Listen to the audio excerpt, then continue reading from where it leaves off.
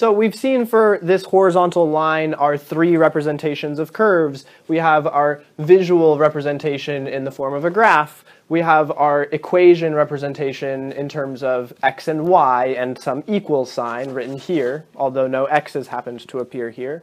And we have our set notation, which we've described here. So let's do the same for vertical lines and circles. By the way, this content on lines is section 3.1.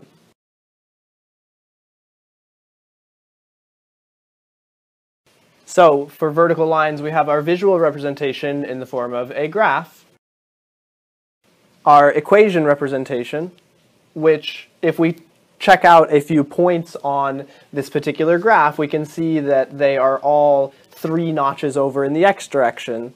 So we have 3, 0, we have 3, 1, we have 3, -2. It's not so hard to see that the x coordinate in all of these is always equal to 3.